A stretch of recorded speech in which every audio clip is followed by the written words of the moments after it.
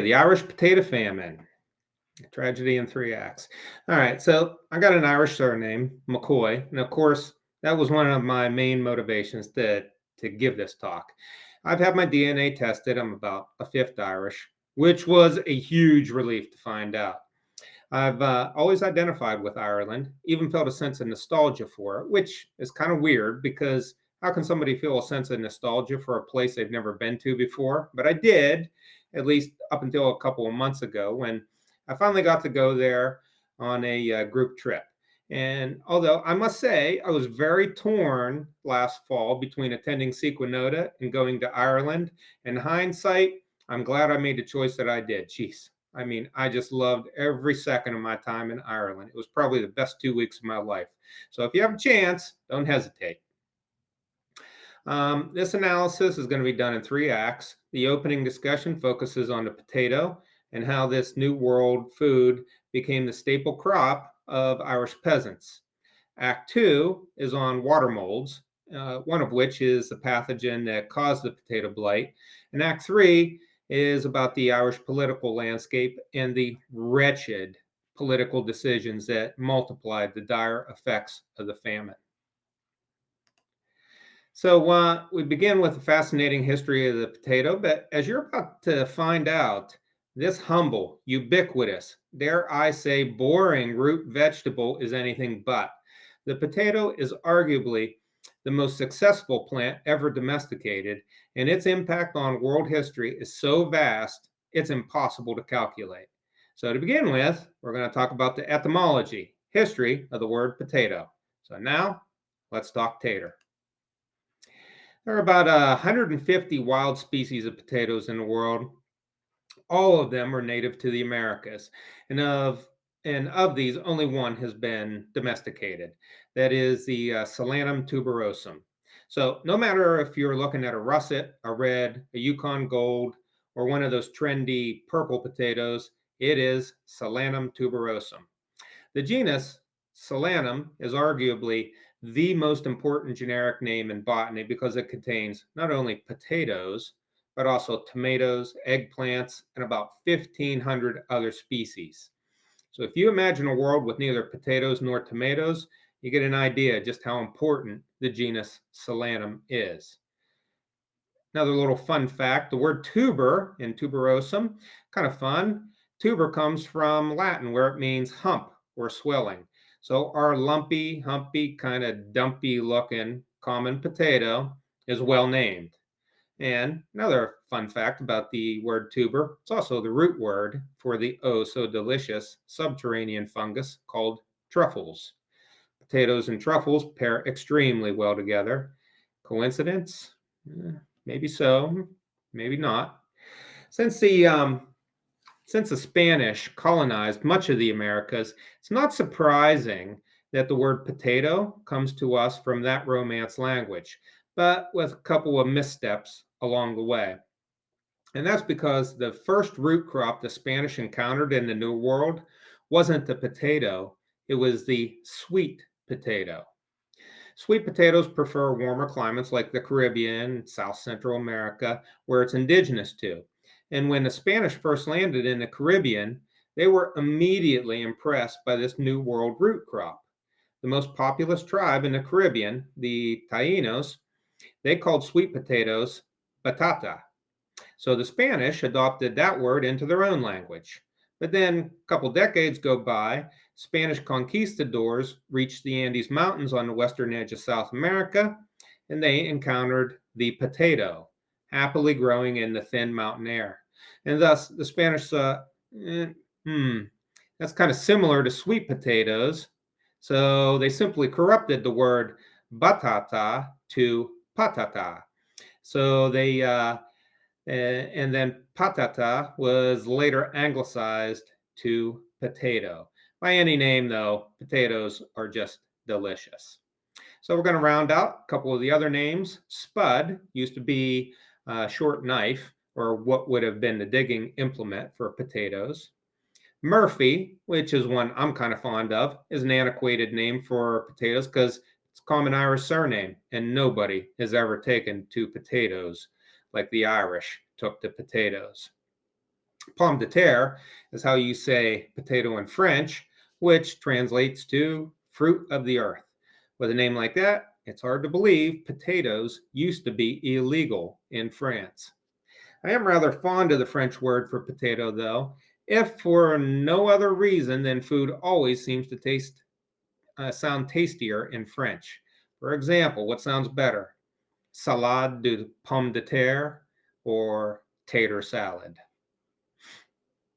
By the way, the tomato and the potato are very closely related in botany, but they have nothing to do with one another as to their names. Potato is, as we've just said, a corruption of the Spanish word for sweet potato, while tomato is from the Aztec language nahuatl. So when you say tomato, the Aztecs used to say tomato. One last thing before we move on. In Spanish America, the word for a potato is not patata. Amongst the 21 countries in the world that speak Spanish, they only continue to say patata in Spain. In Spanish America, the word for potato is papa. And that's because that was the word for potato in Quechua.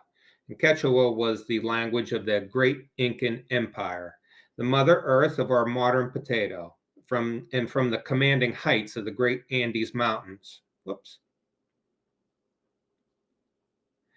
And from the commanding heights of the great Andes Mountains and the brilliant indigenous peoples who domesticated it there. So if you're in Mexico or Argentina or anywhere in between, you say papa.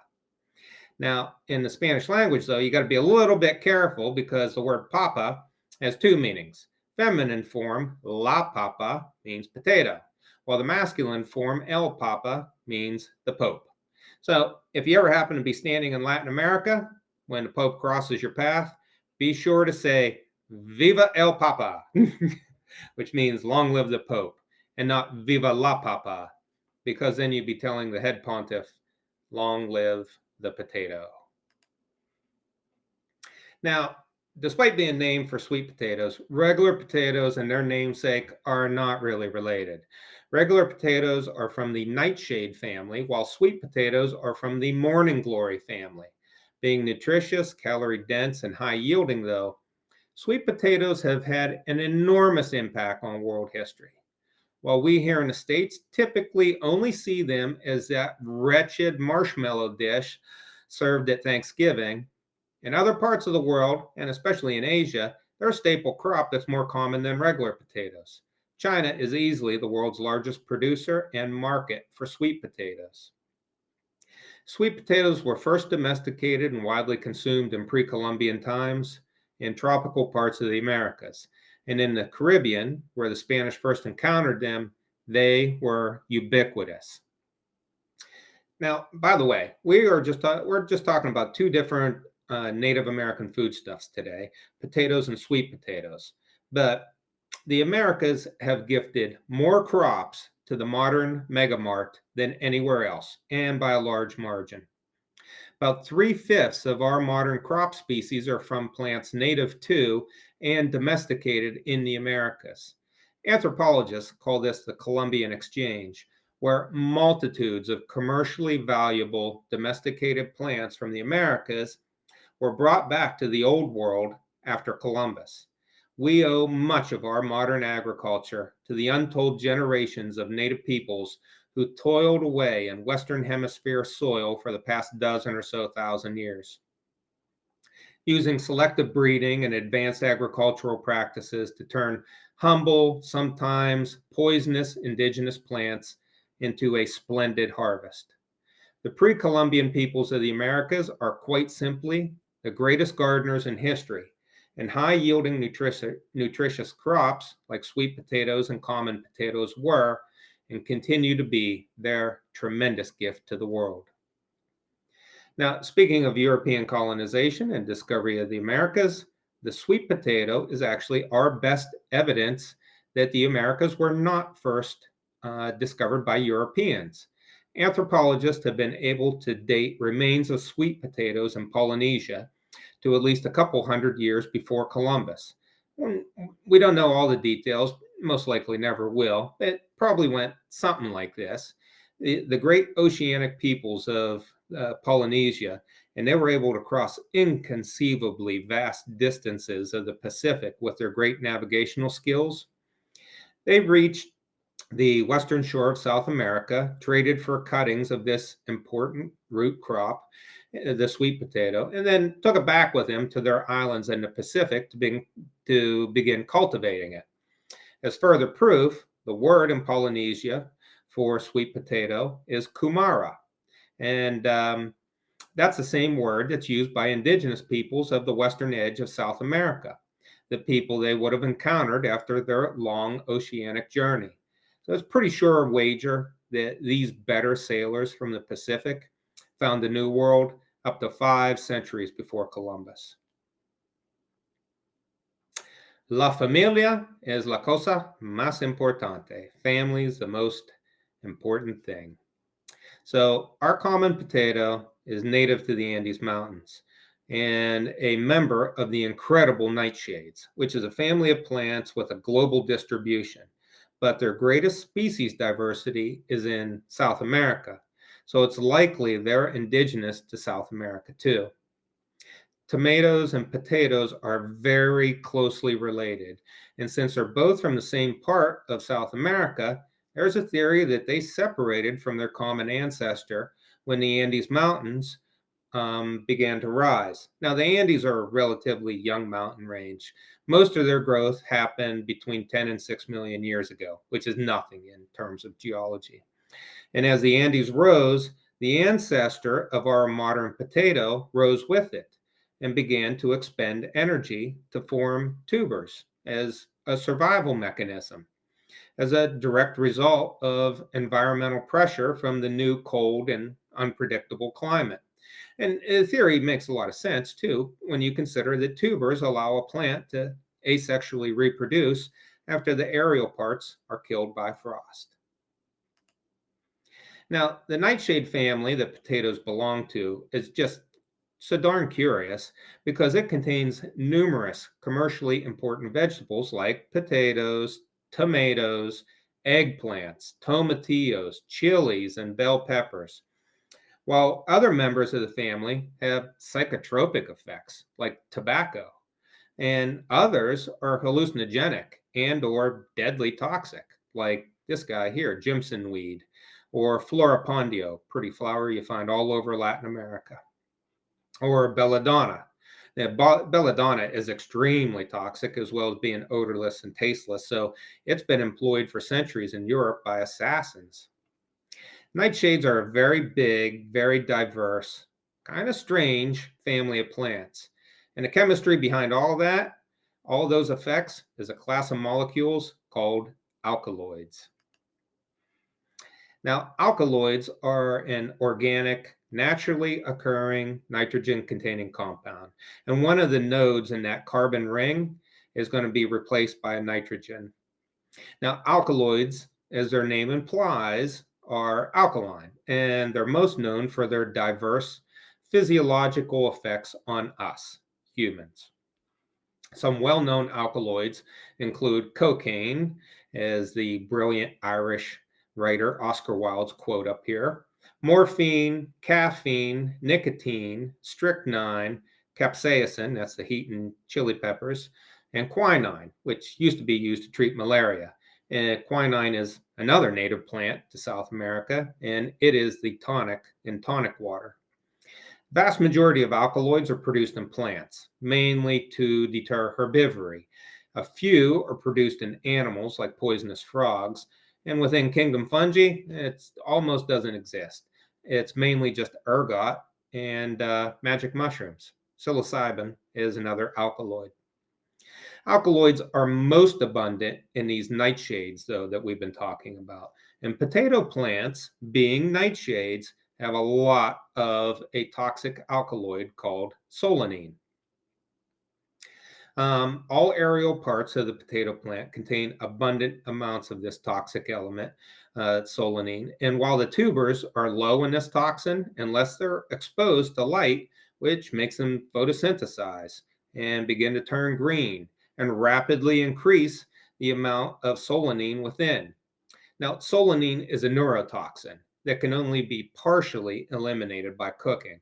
So if you see green patches on your potato, know that those and the buds potentially can contain up to 20 times as much solanine.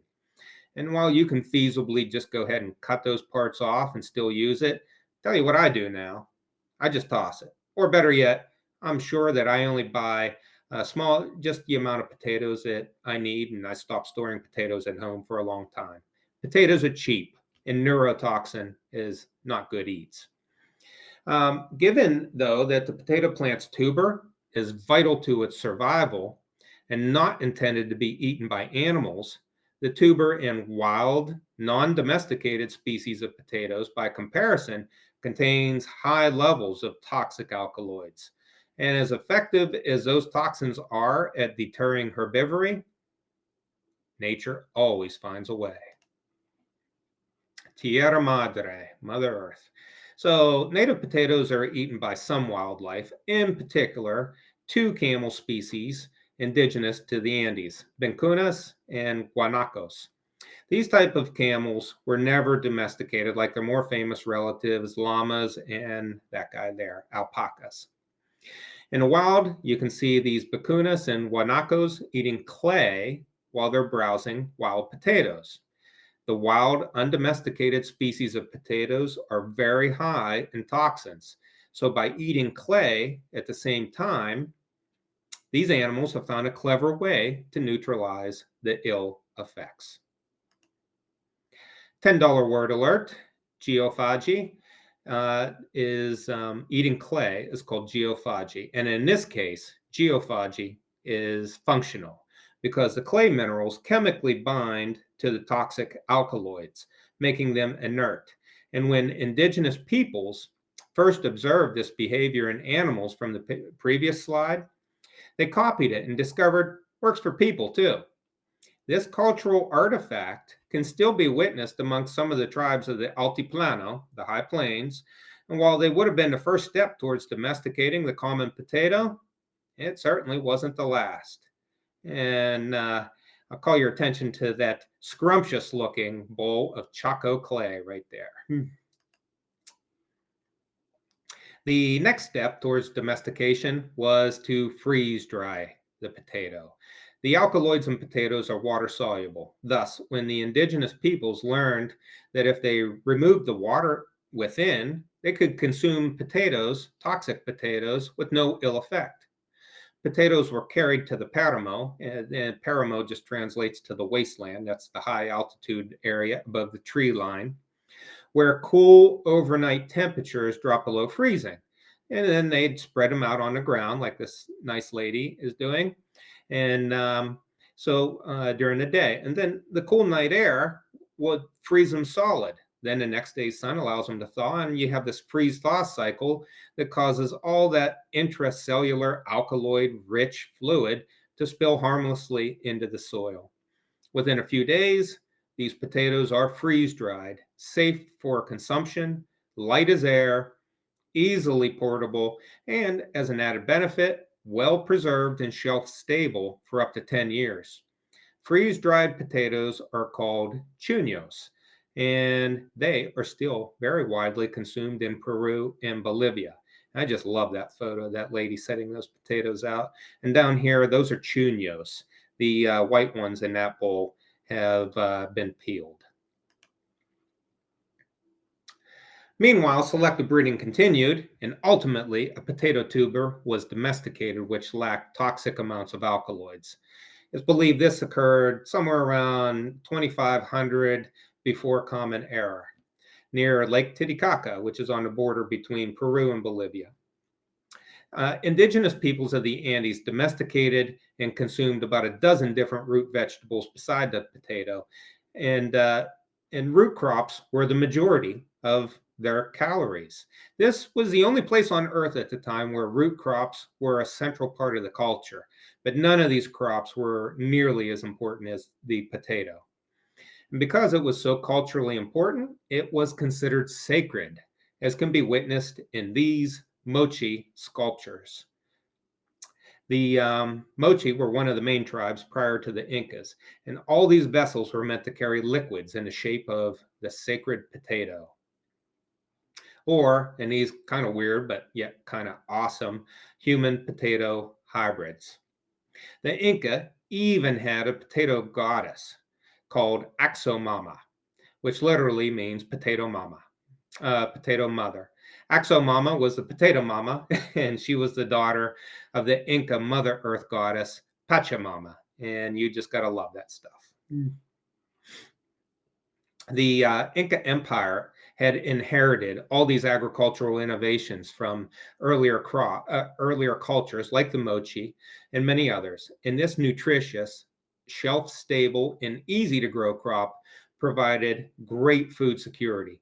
The Inca Empire at the time of conquest was the largest in the world.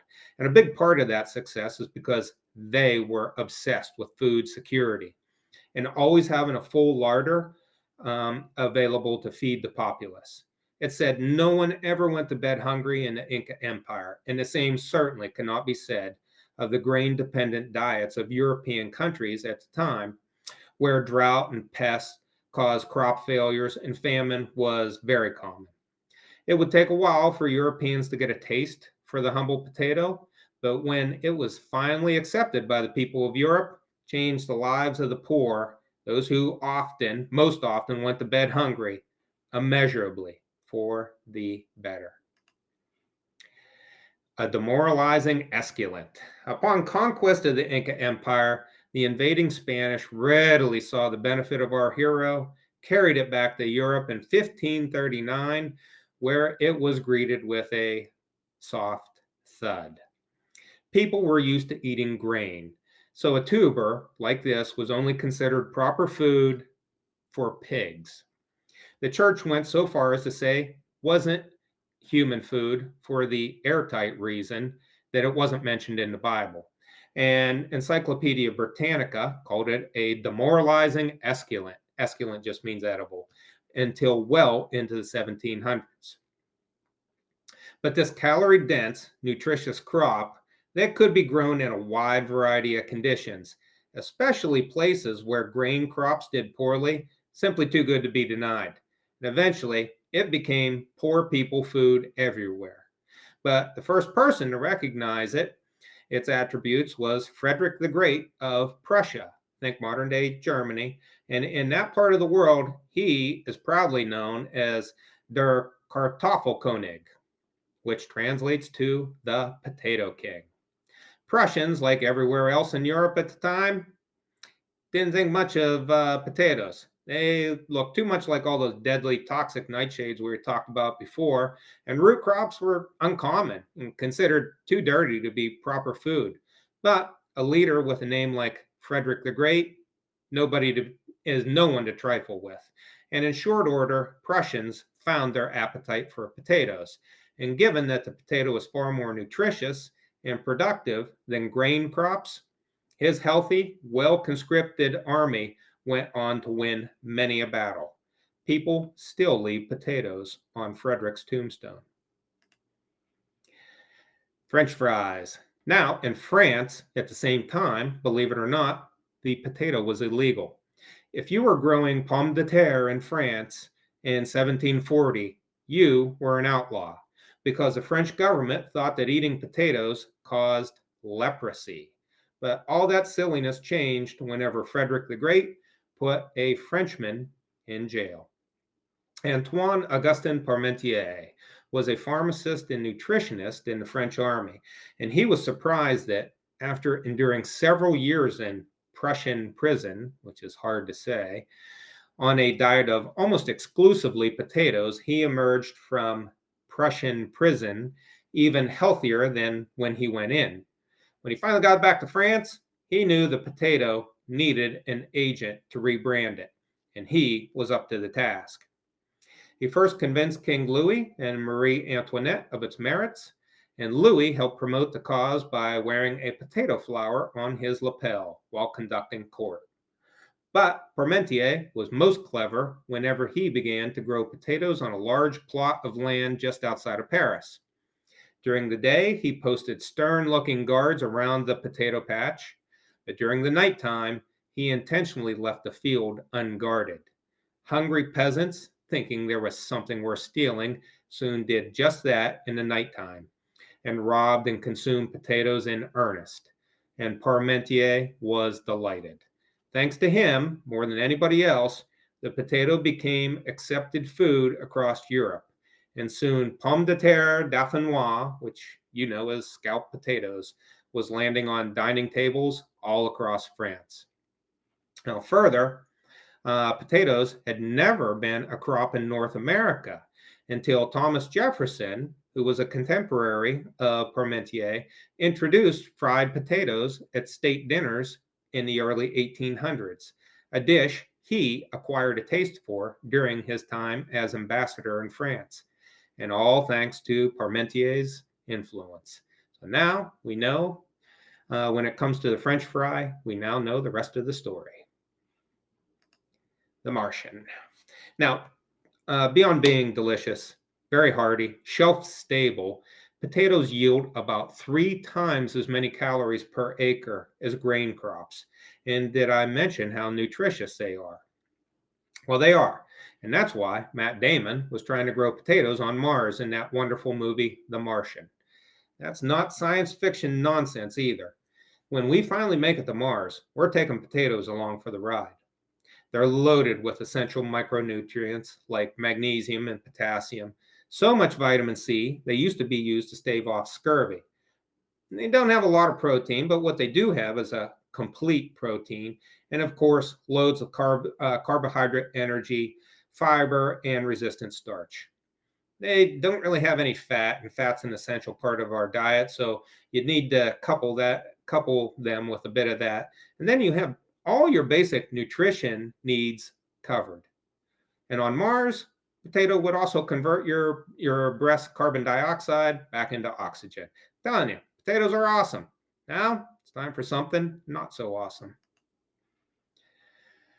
Okay, now before we get into the specifics of the organism that causes a potato blight, I'm going to share a couple more words about me. I try to put a fair amount of research and prep time into my talks, and I often select subjects I'm not that familiar with but would like to be. In other words, motivating factor, learn something new. I am also, I must say, very much my father's son, and I like to believe I've inherited a few of his personality traits. My dad was a Methodist minister, and he practiced his craft for more than 6 decades.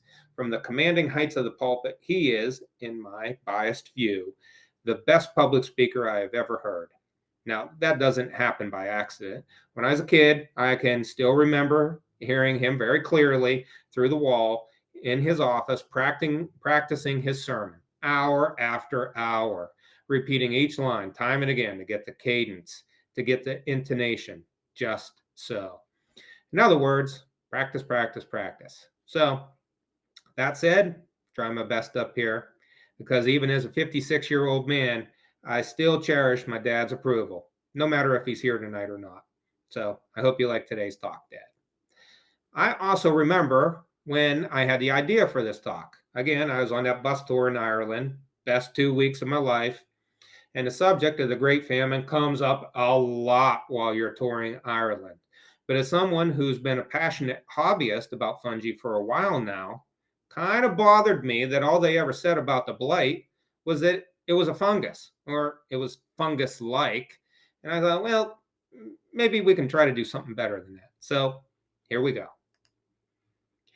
Now, depending on what snapshot in time you're standing in, the potato blight may or may not have been a part of Kingdom Fungi. It was one of the founding members of Kingdom Fungi all the way back in 1969, lumped together with other so-called primitive fungi in a class called Phycomycetes, which just means algae-like fungi. Potato blight and other organisms like it are collectively called oomycetes. That's their scientific name, and it's kind of hard to say, so everyone just calls them water molds. And it's true, they are algae-like. So darn algae-like, in fact, that they were moved out of Kingdom Fungi in recent times, and they now reside in Kingdom Chromista, along with brown algae. There's even one theory that states water molds are descendants of algae, but lost their ability to photosynthesize along the way. in lieu of becoming saprotrophs, consumers of dead material, as well as natural-born killers like the potato blight. Now, water molds have morphology and lifestyles very similar to fungi. They have a filamentous growth habit, just like fungi, and that can be witnessed in that fuzzy water mold decomposing that mayfly.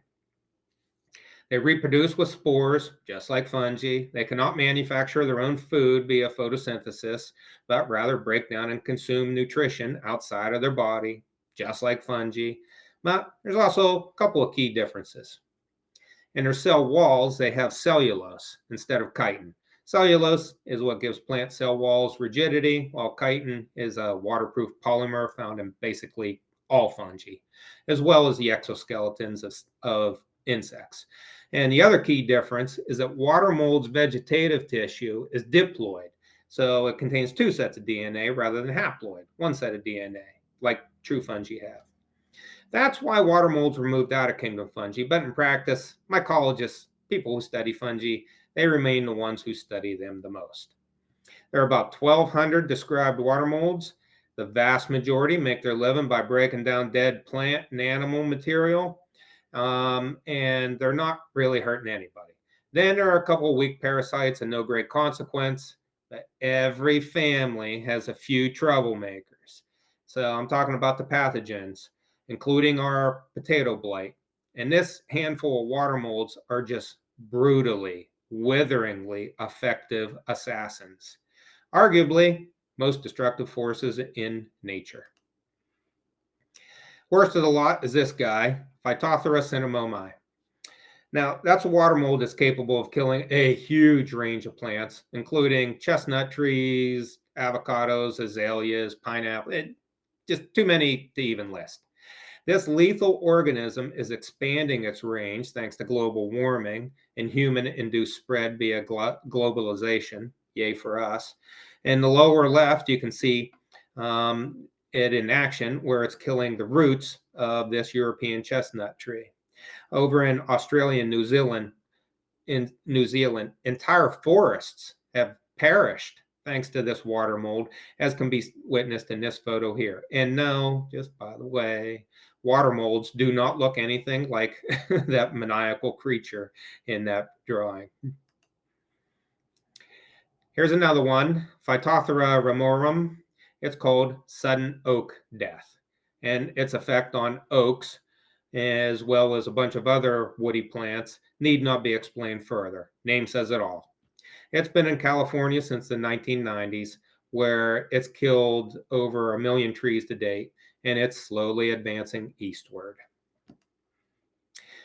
Then there's grapevine downy mildew. Now, some water molds, mostly ones belonging to this genus, are called downy mildews. When grapevine downy mildew was introduced to France from North America in the 1870s, this promptly spread and destroyed many a vineyard in Europe, which led many a Frenchman to wistfully look at their empty wine glass and curse grapevine downy mildew. Now, luckily, one of those Frenchmen, Alexis Millardet, chanced upon an effective fungicide by applying copper sulfate and lime to the grape leaves, which stops its spread. The Bordeaux method is what it's called, as it's known, and it has the distinction of being one of the world's first effective fungicides. But not all potential tragedies are averted. And now we come to Phytophthora infestans, the water mold that causes potato blight. That scientific name translates to plant destroyer. Potato blight can affect any part of the plant, leaf, stem, or tuber, and when it does, it quickly spreads to all other parts and to all nearby plants, turning the entire harvest into a rotting, stinking corpse. It's almost exclusively done via asexual reproduction, so we're going to talk about that first. Now, potato blight typically manifests itself on the leaves of an infected plant, and it causes them to discolor, while simultaneously it will have these cottony tufts start to grow on the underside of the leaf. Now, those cottony tufts, those are called sporophores, and they are just a factory for asexual spores. So if it's early in the growing season, they produce these wind dispersed spores that are called conidia, and that's on the inner lane there. And conidia, they just float away on the breeze and they possibly land on another potato plant to infect it too. But then later in the season, as temperatures begin to drop, this potato blight will change and it'll start producing something that's called a zoospore. And this is why we call these organisms water molds, because zoospores swim. Zoospores are by definition motile and use a flagellum for propulsion. In the case of water molds, the zoospores have two flagellum. One of them, top one, is like a whip, and that's used for propulsion. The other is hairy, and it is used for steering, like a ship's rudder. If conditions are wet, the zoospores fall onto the soil, and given enough moisture, they swim towards another potato plant or through the pores in the soil in search of tubers to infect. And that's why a wet year amplifies the blight's effect greatly. The more soil moisture, the better the zoospores can swim, the more devastating the blight. Now that's asexual reproduction. And for a long time, we used to think that was the only type of reproduction for potato blight. Water molds are like true fungi. They have complicated rules for sexual reproduction that involves mating types. And that's kind of analogous to gender, except more complicated. Until recent times, we could only find one mating type for potato blight. And that's kind of like saying all the potato blight we examined was male. So the organism simply wasn't having offspring, sexually reproduced offspring. And that was incredibly helpful for agriculture because we selectively bred for blight resistant potatoes and developed better chemical controls, while the potato blight itself couldn't evolve through natural selection against any of these new measures. Sadly, though, that all changed about 30 some years ago when a second mating type surfaced. And now the blight is evolving everywhere, and it's a renewed threat for our future food security.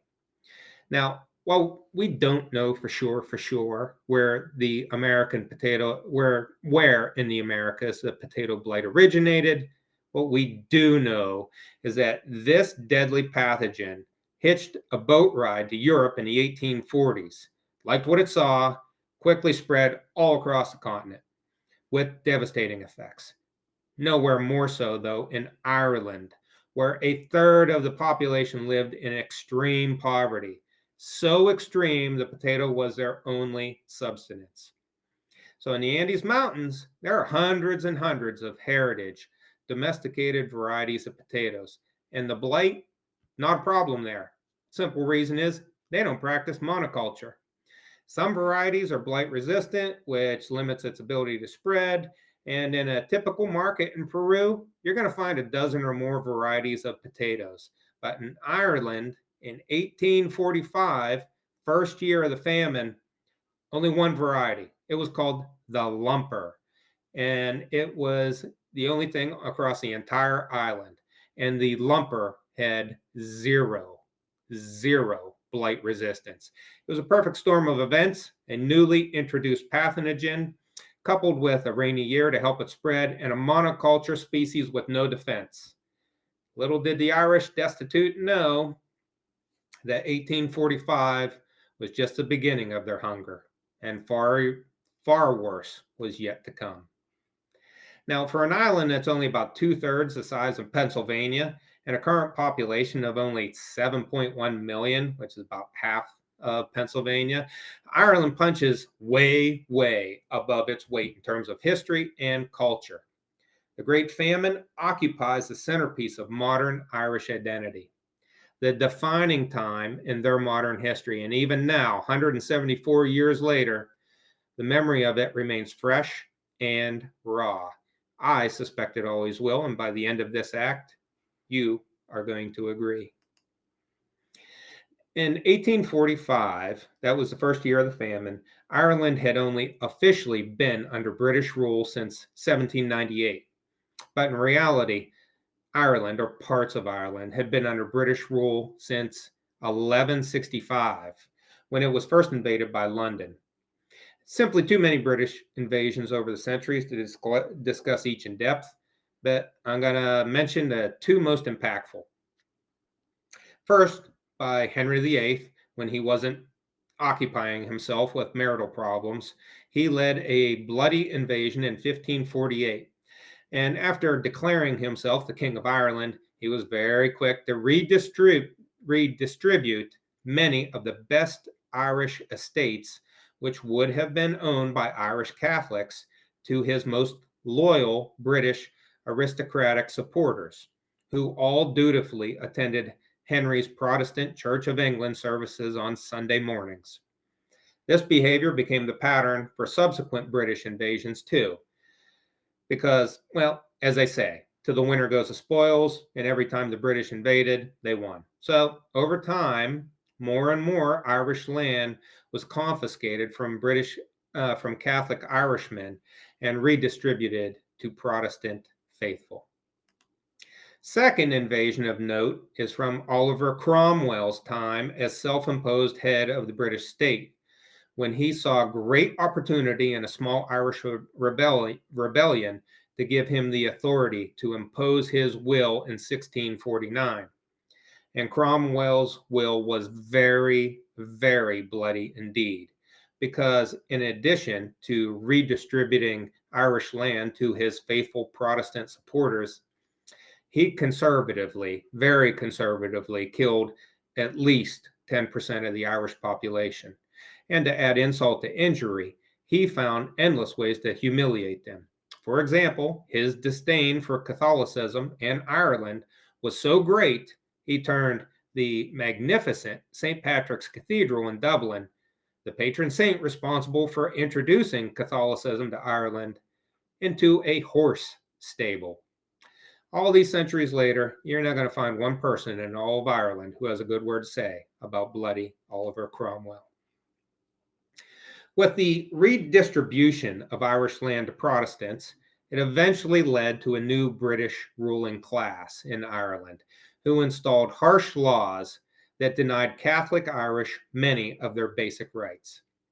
These were called the penal laws, and they collectively prohibited Irish Catholics from holding public office, owning land, voting, practicing law, serving in the military and skilled tradesmen, receiving education abroad or even in Catholic schools, and prohibited them from inheriting land from Protestant relatives. Penal laws effectively suppressed Irish Catholic social mobility for about 2 centuries, until they were slowly dismantled towards the end of the 1700s. But even though this set of laws, which denied Irish Catholics many basic rights within their own society, eventually became abolished, the reality is Ireland, through invasion and draconian penal laws, had become a colony of England, a source of food and raw materials and a convenient dumping ground for English goods. At the beginning of the famine in 1845, more than a half a century after the penal laws had been abolished, about 95% of Irish land was still owned by Protestants. Catholic Irish were looked upon with disdain by the vast majority of the British ruling class and treated worse than an enemy of the state by their own government in London. Here is what Alex de Tocqueville wrote to his father after visiting Ireland in 1835. You cannot imagine what a complexity of miseries 5 centuries of oppression, civil disorders, and religious hostility have plied upon these poor people. It is a ghastly labyrinth in which it would be difficult to find one's way, and of which we shall only catch a glimpse of the entrance. Now, the British aristocracy's negative attitude towards their rural Irish neighbors was shared by the majority of the British public as well, and it believed them to be alien, rebellious, backward people stuck in an ancient agrarian past. While influential Protestants in England professed the virtues of hard work, thrift, and self reliance, they likewise regarded the Irish as totally lacking in these qualities. Point of view shared by most British officials and politicians. The British press often portrayed Ireland and the Irish in a negative light, which can be witnessed in this cartoon from the British satirical magazine Punch. Another problem compounding Irish society was land ownership, as many estates were owned by absentee British gentry landlords. Many of these owners who had inherited their grand estates had never even visited their own property and thus had no interest in improving local conditions, only maximizing revenues. Further, estate owners delegated the management of their property to agents. And since the agents were eager to increase their own personal profits, they subdivided the land to tenant Irish farmers for rent. And then these tenant Irish farmers further subdivided their subdivided land to rent to the labor class. And the labor class, they were the lowest of the low. They were called cottiers, and they were easily the most populous segment of Irish society. And they just eked out the meagerest living imaginable by renting a small amount of land, say a fraction of an acre, from the tenant farmer in exchange for an agreed number of days of labor per year. And this arrangement was typically done without a lease. And since the labor class had no legal footing for the land they lived on, that small sliver of land that sustained them and their families, they lived in constant fear of eviction for either non payment of rent or simply at the whim of the landlord. The fortunes of the labor class, however, rose immeasurably when the potato was finally accepted in the 1700s, for it could be grown on the most marginal rocky farmland, which Ireland has in abundance, and produce far more nutritious calories per acre than any other crop. The Irish collier farmed the potato in earnest simply because they were hungry and desperately poor, and that was the only crop that would sustain them. At the beginning of the famine, the average Irish Catholic was eating more than 5 pounds of potatoes per day, with laborers eating 10 or more pounds per day. And while it must have been incredibly monotonous to consume one potato after another, day after day, potato is so much richer as a source of nutrition than grains like wheat. The Irish were far healthier than other populations in Europe by comparison. Better food security also manifested itself in a baby boom in Ireland amongst the peasant class from the mid 1700s, when potato cultivation soared, to the eve of the famine in 1845. The Irish population more than doubled to over 8 million people in less than a century. So, in summary, on the eve of the famine, Ireland was owned and governed by a largely unknowing, uncaring British aristocracy that had no interest in improving civil society. Land ownership was almost exclusive to large estates that exported all of their agricultural products like beef and grain. Further, rent money acquired by these great estates went directly to the owners in England, rather than staying in the local Irish economy. Since Ireland had been the poorest part of Europe for centuries, vast majority of Catholic Irish were destitute and living a fragile existence by renting a small plot of land barely large enough to grow enough potatoes to survive. And grow potatoes they did, for this was nearly the sole source of calories. But thanks to the potatoes' great productivity and nutrition, Ireland's incredible population growth had doubled its census in less than a century. The entire system balanced on the thinnest edge and ripe to topple over when the first reports of the blight reached the British Prime Minister's ears in early 1845. Now, start off by a line from a British commissioned report just before the famine. It says, "It would be impossible adequately to describe the privations in which the Irish laborer and his family habitually and silently endure. In many districts, their only food is a potato, their only beverage, water." Here we are in 1845, first year of the famine. The British Prime Minister is this guy, Robert Peel, very first Prime Minister in British history to earn his position by merit rather than family privilege. He did, however, share the same negative view of the Irish commonly held by other English of the day.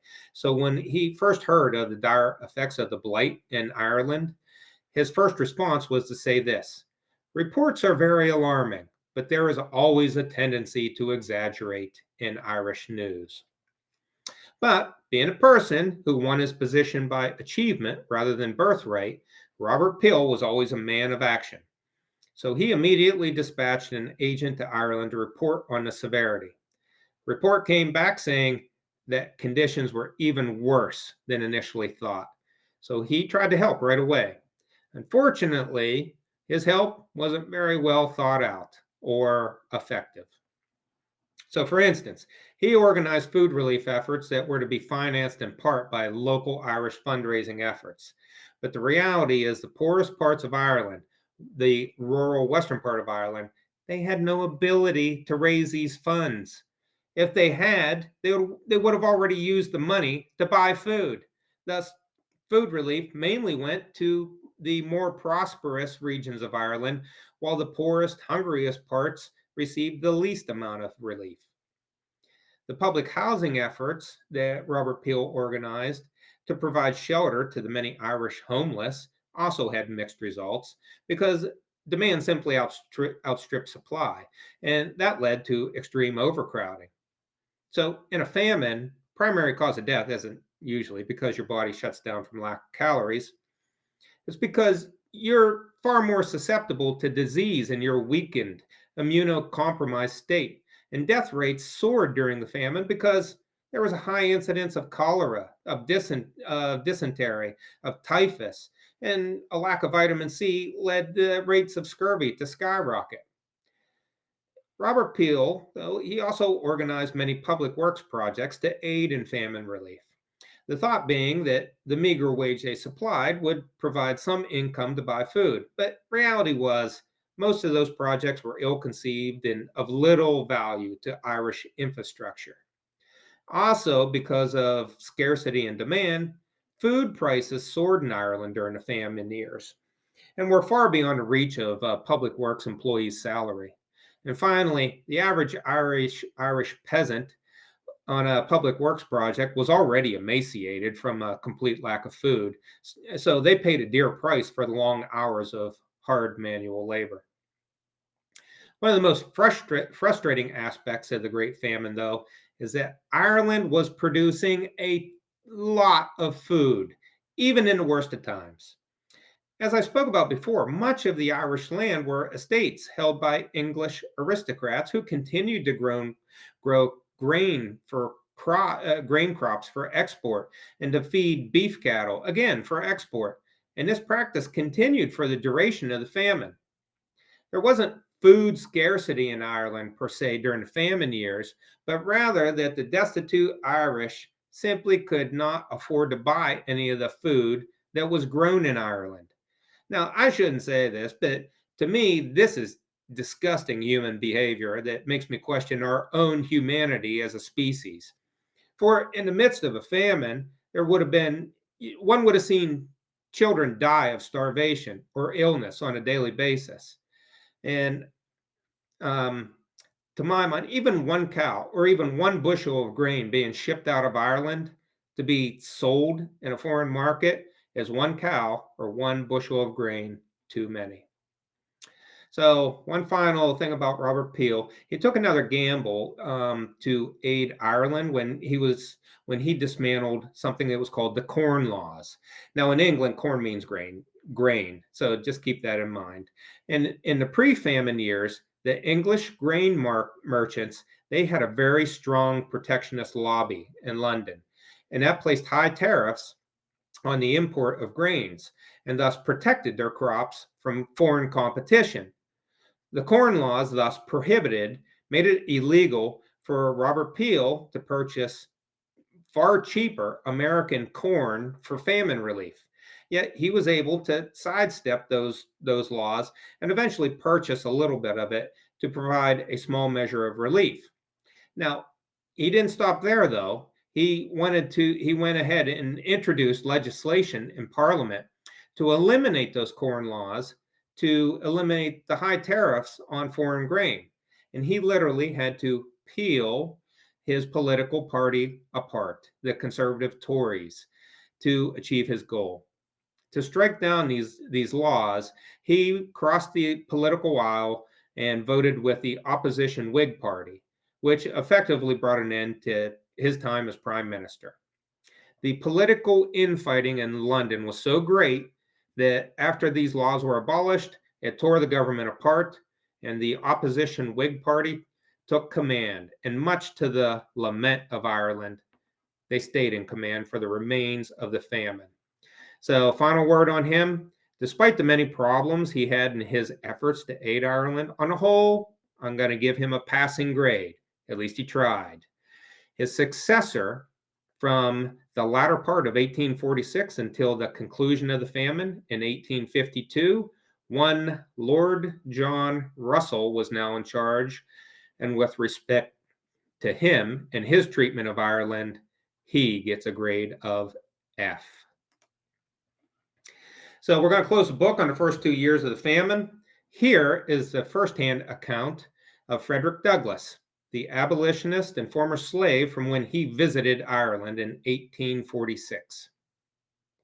The spectacle that affected me most and made the most vivid impression on my mind of the extreme poverty and wretchedness of the poor of Dublin was the frequency with which I met little children in the street at late hour of the night, covered with filthy rags and seated upon cold stone steps, or in corners leaning against brick walls, fast asleep, with none to look upon them, none to care for them. During my stay in Dublin, I took occasion to visit the huts of the poor in its vicinity, and of all places to witness human misery, ignorance, degradation, filth, and wretchedness. An Irish hut is preeminent. It seems to be constructed to promote the very reverse of everything like domestic comfort. And some live in worse than these.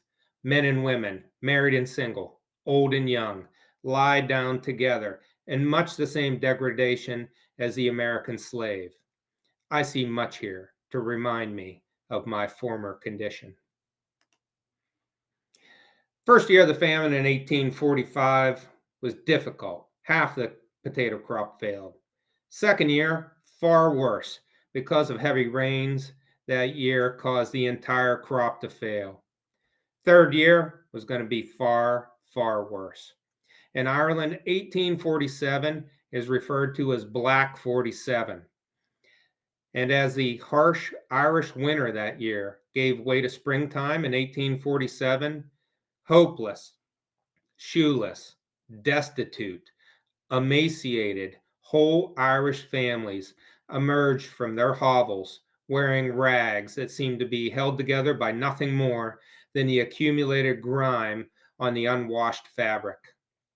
Sadly, this dire situation was made even worse, far worse, by the newly installed Whig Party and its Prime Minister John Russell, who placed a civil servant in charge of famine relief who adamantly opposed government finance relief. I'm going to repeat that. The Whig Party put a man in charge of famine relief who didn't believe in famine relief. Doesn't take a psychic to predict what happened next. The man now in charge was this loathsome character named Charles Trevelyan, a career civil servant who was an adamant follower and former student of the British laissez-faire economist, Thomas Malthus. And both of these men had a common, dare I say, genocidal opinion as to the Irish citizens. To illustrate my point, here's first a quote by the teacher, Thomas Malthus.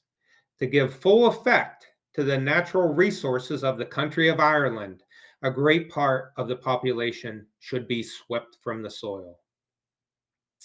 And here is what his apt pupil, Charles Trevelyan, said about the famine. The judgment of God sent a calamity to teach the Irish a lesson. That calamity must not be too much mitigated. The real evil with which we have to contend is not the physical evil of the famine, but the moral evil of the selfish, perverse, and turbulent character of the Irish people. What a disgusting creature he is. Sadly, much of the English public shared his opinion and agreed when he put a direct halt to the only modestly successful relief efforts of Robert Peel. Under Charles Trevelyan, Irish famine relief efforts were slashed because he and his laissez-faire economist contemporaries believed that only economic solution in a crisis was for the government to stand aside and allow the free market to correct it. As the situation worsened greatly in 47, perhaps I should say worsened gravely, both the death rate and immigration rate exploded. Disease and starvation were ubiquitous and only worsened by ill-conceived government policies.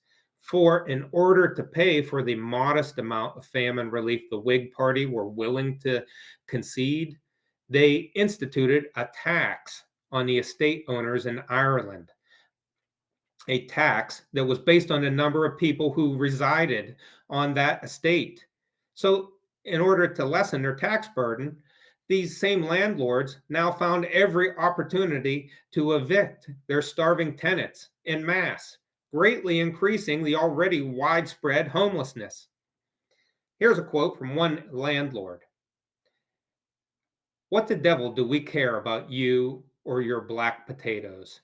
It was not us that made them black. You get 2 days to pay the rent, and if you don't, you know the consequences." Now, with neither food nor a place to lay their head, immigration rates soared to Canada, to US, to the England, any place that wasn't Ireland. Piece of history made that much worse knowing that with every tide leaving Ireland, there were ships on it that were filled with grain and beef grown in Ireland, sufficient to feed thousands of starving Irish. Furthermore, remember that by this point in history, the Irish had been full citizens of England for half a century. And England during Victorian times was the most industrialized, wealthiest nation on the planet. And yet Trevelyan and London barely lifted a finger to ease the suffering. So it came to be, in Black 47, Ireland had to rely on the kindness of strangers. As the news of Black 47 reached all corners of the earth, donations flooded in from, for example, the Tsar of Russia, from the Pope, from a young congressman named Abraham Lincoln, and from the Sultan of the Ottoman Empire. There is a story that when he, the Sultan, initially and allegedly offered 10,000 pounds in relief aid, he was told to reduce the total to 1,000 pounds so as to not outshine Queen Victoria's donation of 2,000 pounds, which would have been barely a tick in her vast fortune. And while that's a story that's not officially documented, I gotta say, to my mind, that's one of those stories that's just too awful to not be true. Well, not for a large sum. There is one particularly heartwarming donation of note. The Choctaw Indians of North America donated $100. And what makes this donation so impactful is this was a donation from a group that was all too aware of what it was like to go to bed hungry. For just 16 years earlier, they themselves had been evicted from their own homes and forced to march on the infamous Trail of Tears. In 2017, Ireland erected this monument in honor of their bond of friendship to the Choctaw Nation. Most effective group to aid the Irish, though, were called the Society of Friends, also known as the Quakers.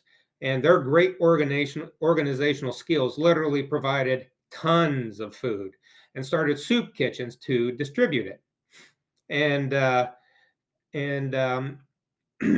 it should also be noted that these soup kitchens, They gave food, given that you needed food and there was food to give. No strings attached. The same could not be said of the Protestant societies that established soup kitchens for famine relief, for they would only serve Irish Catholics. And remember, we're talking about people who were desperate and starving. They'd only serve them if they converted. If you became a Protestant, if you took the deal to become a Protestant for a bowl of soup, you were then stigmatized by your fellow Irish Catholics. And that was a stigma that lasted for generations afterwards, as Irish Catholics would call you a super if you took the deal. And that's a pejorative term, equivalent to traitor. The the Great Famine is generally accepted as having ended in 1852, and Charles Trevelyan and the Whig Party would remain in charge for the duration, firm in their belief that the best course of action was to do nothing to aid the suffering.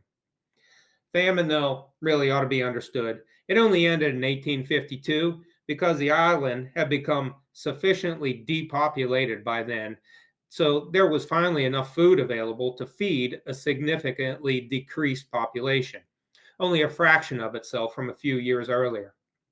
In total, about 1 million Irish died. And they died because of prejudiced men writing bad policy. And another 1 to 2 million emigrated. Perhaps it's better to say fled than emigrated from the impoverished homeland. So, to highlight this point in a rather macabre fashion, the British commissioned Irish census of 1851 callously opens with, "We feel it would be gratifying to your excellency to find that the population has been diminished in so remarkable a manner by famine, by disease, and emigration. The result of the Irish census of 1851 are on the whole satisfactory, demonstrating as they do the general advancement of the country." And not to be outdone, Charles Trevelyan added, "The famine was a direct stroke of an all-wise and all-merciful providence, the sharp but effectual remedy by which the cure is likely effected." So, while I would like to conclude by saying Charles Trevelyan went on to suffer some sort of awfulness, simply wasn't the case. In 1848, as Irish women and children died homeless along the road, Queen Victoria knighted Trevelyan for his service to the government in Ireland, and he would later be granted a baronet. Sorry, folks, sometimes wretched men die peacefully in their own beds. Now, while the famine is said to have ended in 1852, very good argument to be made that it truly didn't end in 52. Ireland was deeply, deeply broken by the famine, continued to be the poorest part of Europe for many decades afterwards, with negative population growth until the 1930s, when the census tallied just 4.2 million. Now, the pre-famine population was 8.2 million. 2 million were lost during the famine years to death and immigration. And then there was a slow trickle exodus of citizens in the following decades until its population was reduced by half of its former self by the 1930s. Well, we now know a bit more of the incredibly complicated history between England and Ireland. One truth that, had the English ever been able to accept it, would have spared so many people so much suffering. That simple truth is this, that this land that they so long coveted was always populated by Irishmen and Irish women who have never once collectively wanted to be ruled from London. There's a good argument to be made that the way the Irish were treated during the famine years reignited their passion for independence, and a direct line could be made between it and the independence they finally achieved in 1921. Now, unfortunately, it takes time for good governance to establish itself. So, for decades post independence, the Irish economy remained stagnant. But their fortunes began to slowly change for the better when they were admitted to the European Union in 1973. And by the early 90s, the Irish economy finally came into its own. The Celtic Tiger was the name of those rapid growth years, and by 1997, the Irish per capita income was on par with Great Britain's, and in the years since, that gap has only widened in favor of Ireland. In present day, Ireland, a land which for centuries was one of the most impoverished places on the planet, has become one of the wealthiest. Yet the long memory of their struggle remains, and, and the Irish use their newly found wealth in a most humane fashion. Proportional to their size, Ireland leads the world in providing food aid, with much of that aid going towards food relief. Okay, and Deirdre, that's how you say the end in Irish. So when you raise a glass on St. Patrick's Day, or tuck into that plate of corned beef, or maybe knock back a splash of Irish McWhiskey, be sure to spare a passing thought for the history of magical Ireland and the long, hard road that they have had to endure. Happy St. Patrick's Day, and see you tater. Okay. Oop, lost a lot of people. I knew. It was pretty long. Okay, I was not monitoring the chat throughout. If anybody has any questions for me, please go ahead and unmute.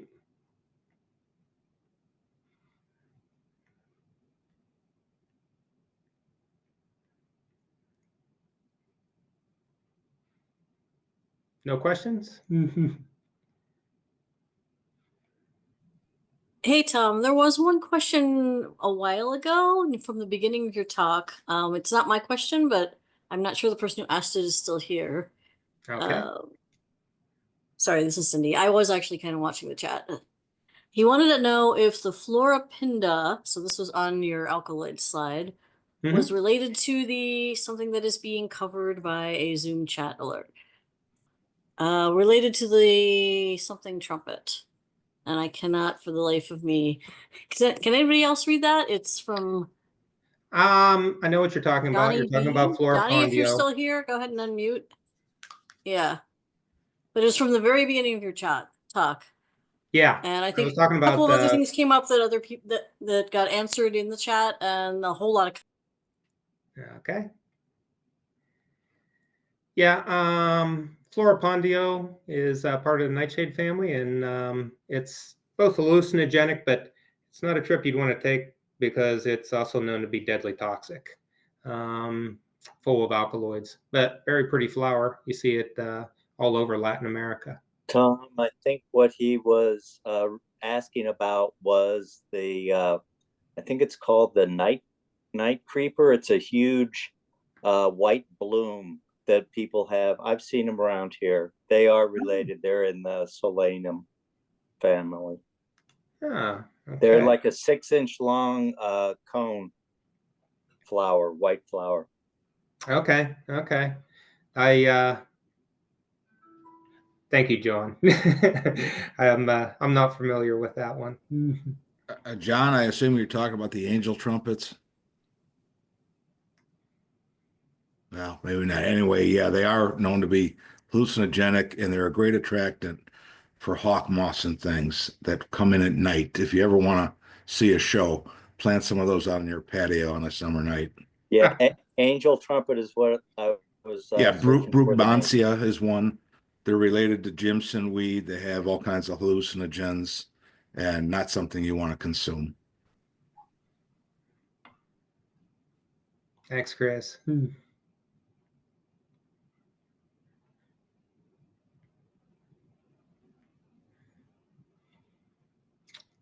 Okay, I've been scrolling through the chat. I don't really see anything else. I know I held you over a little bit tonight. I apologize for that. I need a better self-editor. I tried to get it to an hour. Anyhow, thanks everybody. That was great fun for me, and I hope you got a lot out of it as well. We'll see you next month.